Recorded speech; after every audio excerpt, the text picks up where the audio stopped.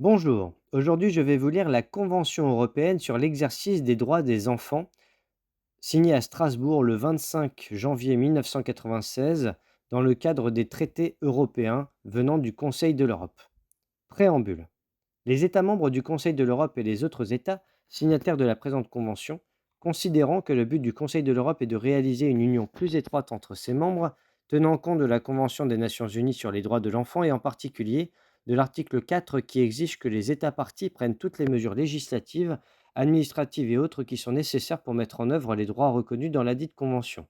Prenant note du contenu de la recommandation 1121 de 1990 de l'Assemblée parlementaire relative aux droits des enfants, convaincu que les droits et les intérêts supérieurs des enfants devraient être promus et qu'à cet effet, les enfants devraient avoir la possibilité d'exercer ces droits, en particulier dans les procédures familiales les intéressant, reconnaissant que les enfants devraient recevoir des informations pertinentes afin que leurs droits et leurs intérêts supérieurs puissent être promus et que l'opinion de ceux-là doit être dûment prise en considération, reconnaissant l'importance du rôle des parents dans la protection et la promotion des droits et des intérêts supérieurs de leurs enfants et considérant que les États devraient, le cas échéant, également prendre part à celle-là, considérant toutefois qu'en cas de conflit, il est opportun que les familles essaient de trouver un accord avant de porter la question devant une autorité judiciaire sont convenus de ce qui suit. Chapitre 1. Champ d'application et objet de la Convention et définition. Article 1. Champ d'application et objet de la Convention. Premièrement, la présente Convention s'applique aux enfants qui n'ont pas atteint l'âge de 18 ans. 2. L'objet de la présente Convention vise à promouvoir, dans l'intérêt supérieur des enfants, leur droit et à leur accorder des droits procéduraux et en faciliter l'exercice en veillant à ce qu'ils puissent eux-mêmes, ou par l'intermédiaire d'autres personnes ou organes, être informés et autorisés à participer aux procédures les intéressant devant une autorité judiciaire. 3. Aux fins de la présente Convention, les procédures intéressant les enfants devant une autorité judiciaire sont les procédures familiales, en particulier celles relatives à l'exercice des responsabilités parentales s'agissant notamment de la résidence et du droit de visite à l'égard des enfants. 4. Tout État doit, au moment de la signature ou au moment du dépôt de son instrument de ratification, d'acceptation, d'approbation ou d'adhésion, désigner, par déclaration adressée au secrétaire général du Conseil de l'Europe, au moins trois catégories de litiges familiaux devant une autorité judiciaire auxquelles la présente convention a vocation à s'appliquer. 5. Toute partie peut, par déclaration additionnelle, compléter la liste des catégories de litiges familiaux auxquelles la présente convention a vocation à s'appliquer ou fournir toute information relative à l'application des articles 5, 9, paragraphe 2, 10, paragraphe 2 et 11. La présente convention n'empêche pas les parties d'appliquer des règles plus favorables à la promotion et l'exercice des droits des enfants. Article 2. Définition. Aux fins de la présente convention, l'on entend par l'autorité judiciaire, un tribunal ou une autorité administrative ayant des compétences équivalentes. Les détenteurs des responsabilités parentales, c'est-à-dire les parents et autres personnes ou organes habilités à exercer tout ou partie des responsabilités parentales. Le représentant, c'est-à-dire une personne telle qu'un avocat ou un organe nommé pour agir auprès d'une autorité judiciaire au nom d'un enfant. Informations pertinentes, c'est-à-dire les informations appropriées, eu égard à l'âge et au discernement de l'enfant qui lui seront fournies afin de lui permettre d'exercer pleinement ses droits, à moins que la communication de telles informations ne nuise à son bien-être. Chapitre 2. Mesures d'ordre procédural pour promouvoir l'exercice des droits des enfants. A. Droits procéduraux d'un enfant. Article 3. Droit d'être informé et d'exprimer son opinion dans les procédures. Un enfant qui est considéré par le droit interne comme ayant un discernement suffisant, dans les procédures l'intéressant devant une autorité judiciaire, se voit conférer les droits suivants, dont il peut lui-même demander à bénéficier. Petit a. Recevoir toute information pertinente. Petit b. Être consulté et exprimer son opinion. Petit c. Être informé des conséquences éventuelles de la mise en pratique de son opinion et des conséquences éventuelles de toute décision. Article 4. Droit de demander la désignation d'un représentant spécial. Premièrement, sous réserve de l'article 9, l'enfant a le droit de demander personnellement ou par l'intermédiaire d'autres personnes ou organes la désignation d'un représentant spécial dans les procédures l'intéressant devant une autorité judiciaire. Lorsque le droit interne prive les détenteurs de responsabilité parentale de la faculté de représenter l'enfant en raison d'un conflit d'intérêts avec celui-là. Deuxièmement, les États sont libres de prévoir que le droit visé au paragraphe 1 ne s'applique qu'aux seuls enfants considérés par le droit interne comme ayant un discernement suffisant. Article 5. Autres droits procéduraux possibles. Les parties examinent l'opportunité de reconnaître aux enfants des droits procéduraux supplémentaires dans les procédures intéressant les enfants devant une autorité judiciaire en particulier. A. Le droit de demander à être assisté par une personne appropriée de leur choix afin de les aider à exprimer leur opinion. B. Le droit de demander eux-mêmes ou par l'intermédiaire d'autres personnes ou organes la désignation d'un représentant distinct dans les cas appropriés, un avocat. C. Le droit de désigner leur propre représentant. D. Le droit d'exercer tout ou partie des prérogatives d'une partie à de telles procédures. Grand B. Rôle des autorités judiciaires. Article 6. Procédure décisionnelle. Dans les procédures intéressant un enfant, l'autorité judiciaire, avant de prendre toute décision, doit, premièrement, examiner si elle dispose d'informations suffisantes afin de prendre une décision dans l'intérêt supérieur de celui-là et, le cas échéant, obtenir des informations supplémentaires, en particulier de la part des détenteurs de responsabilités parentales. Deuxièmement, lorsque l'enfant est considéré par le droit interne comme ayant un discernement suffisant, il faut s'assurer que l'enfant a reçu toute information pertinente, consulter dans les cas appropriés l'enfant personnellement, si nécessaire en privé, elle-même ou par l'intermédiaire d'autres personnes ou organes, sous une forme appropriée à son discernement, à moins que ce ne soit manifestement contraire aux intérêts supérieurs de l'enfant. Permettre à l'enfant d'exprimer son opinion. Troisièmement, tenir dûment compte de l'opinion exprimée par celui-ci. Article 7. Obligation d'agir promptement. Dans les procédures intéressant un enfant, l'autorité judiciaire doit agir promptement pour éviter tout retard inutile. Des procédures assurant une exécution rapide de ces décisions doivent y concourir. En cas d'urgence, l'autorité judiciaire a, le cas échéant, le pouvoir de prendre des décisions qui sont immédiatement exécutoires. Article 8. Possibilité d'autosaisine. Dans les procédures intéressant un enfant, l'autorité judiciaire a le pouvoir, dans les cas déterminés par le droit interne où le bien-être de l'enfant est sérieusement menacé, de se saisir d'office. Article 9. Désignation d'un représentant. Premièrement, dans les procédures intéressant un enfant, lorsqu'en vertu du droit interne les détenteurs des responsabilités parentales se voient privés de la faculté de représenter l'enfant à la suite d'un conflit d'intérêts avec lui, l'autorité judiciaire a le pouvoir de désigner un représentant spécial pour celui-là dans de telles procédures. Deuxièmement, les parties examinent la possibilité de prévoir que, dans les procédures intéressant un enfant, l'autorité judiciaire ait le pouvoir de désigner un représentant direct dans les cas appropriés, un avocat pour représenter l'enfant. C. Rôle des représentants. Article 10. Premièrement, dans le cas des procédures intéressant un enfant devant une autorité judiciaire, le représentant doit, à moins que ce ne soit manifestement contraire aux intérêts supérieurs de l'enfant, petit a fournir toute information pertinente à l'enfant si ce dernier est considéré par le droit interne comme ayant un discernement suffisant. Petit b fournir des explications à l'enfant si ce dernier est considéré par le droit interne comme ayant un discernement suffisant, relative aux conséquences éventuelles de la mise en pratique de son opinion et aux conséquences éventuelles de toute action du représentant. Petit c. Déterminer l'opinion de l'enfant et la porter à la connaissance de l'autorité judiciaire. 2. Les parties examinent la possibilité d'étendre les dispositions du paragraphe 1 aux détenteurs des responsabilités parentales. Grand D. Extension de certaines dispositions. Article 11. Les parties examinent la possibilité d'étendre les dispositions des articles 3, 4 et 9 aux procédures intéressant les enfants devant d'autres organes ainsi qu'aux questions intéressant les enfants indépendamment de toute procédure. Grand E. Organes nationaux. Article 12. Premièrement, les parties encouragent, par l'intermédiaire d'organes qui ont, entre autres, les fonctions visées au paragraphe 2, la promotion et l'exercice des droits des enfants. Petit 2. Ces fonctions sont les suivantes. Petit a. Faire des propositions pour renforcer le dispositif législatif relatif à l'exercice des droits des enfants. Petit b. Formuler des avis sur les projets de législation relatifs à l'exercice des droits des enfants. Petit c. Fournir des informations générales concernant l'exercice des droits des enfants aux médias, au public et aux personnes ou organes s'occupant des questions relatives aux enfants. Petit d. Rechercher l'opinion des enfants et leur fournir toute information appropriée. Grand F. Autres mesures. Article 13. Médiation et autres méthodes de résolution des conflits. Afin de prévenir ou de résoudre des conflits et d'éviter les procédures intéressant les enfants devant une autorité judiciaire, les parties encouragent la mise en œuvre de la médiation ou de toute autre méthode de résolution des conflits et leur utilisation pour conclure un accord dans les cas appropriés déterminés par les parties. Article 14. Aide judiciaire et conseil juridique.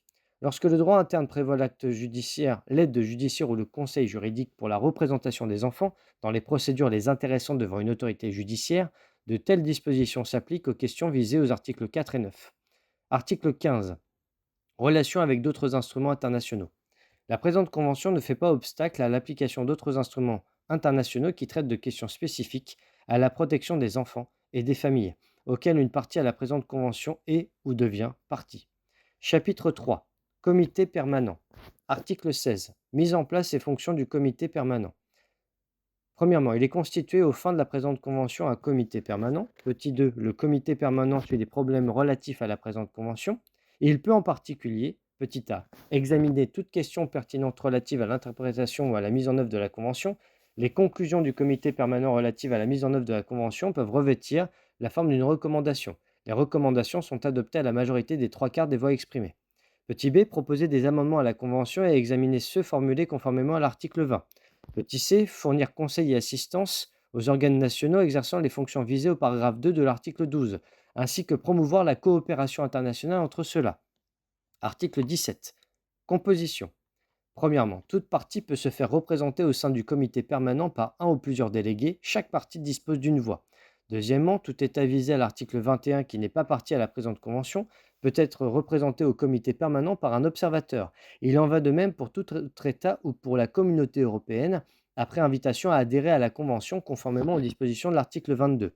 Troisièmement, à moins qu'une partie, un mois au minimum avant la réunion, n'ait informé le secrétaire général de son objection, le comité permanent peut inviter à participer en tant qu'observateur à toutes les réunions ou à tout ou partie d'une réunion, tout État non visé au paragraphe de ci-dessus, le comité des droits de l'enfant des Nations Unies, la communauté européenne, tout organisme international gouvernemental, tout organisme international non gouvernemental poursuivant une ou plusieurs des fonctions visées au paragraphe 2 de l'article 12, tout organisme national, gouvernemental ou non gouvernemental exerçant une ou plusieurs des fonctions visées au paragraphe 2 de l'article 12. Quatrièmement, le comité permanent peut échanger des informations avec les organisations appropriées œuvrant pour l'exercice des droits des enfants. Article 18. Réunion. Premièrement, à l'issue de la troisième année qui suit la date d'entrée en vigueur de la présente convention et à son initiative, à tout autre moment après cette date, le secrétaire général du Conseil de l'Europe invitera le comité permanent à se réunir. Deuxièmement, le comité permanent ne peut prendre de décision qu'à la condition qu'au moins la moitié des parties soit présente. Troisièmement, sous réserve des articles 16 et 20, les décisions du comité permanent sont prises à la majorité des membres présents. Quatrièmement, sous réserve des dispositions de la présente convention, le comité permanent établit son règlement intérieur et le règlement intérieur de tout groupe de travail qu'il constitue pour remplir toutes les tâches appropriées dans le cadre de la Convention. Article 19. Rapport du comité permanent. Après chaque réunion, le comité permanent transmet aux parties et au comité des ministres du Conseil de l'Europe un rapport relatif à ces discussions et aux décisions prises. Chapitre 4. Amendement à la Convention. Article 20. Premièrement, tout amendement aux articles de la présente convention proposé par une partie ou par le comité permanent est communiqué au secrétaire général du Conseil de l'Europe et transmis par ses soins, 2 mois au moins avant la réunion suivante du comité permanent, aux États membres du Conseil de l'Europe, à tout signataire, à toute partie, à tout État invité à signer la présente convention, conformément aux dispositions de l'article 21, et à tout État ou à la communauté européenne qui a été invité à y adhérer conformément aux dispositions de l'article 22.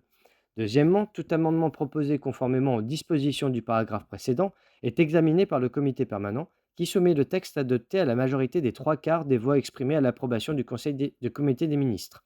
Après son approbation, ce texte est communiqué aux parties en vue de son acceptation. Troisièmement, tout amendement entrera en vigueur le premier jour du mois qui suit l'expiration d'une période d'un mois après la date à laquelle toutes les parties auront informé le secrétaire général qu'elles l'ont accepté.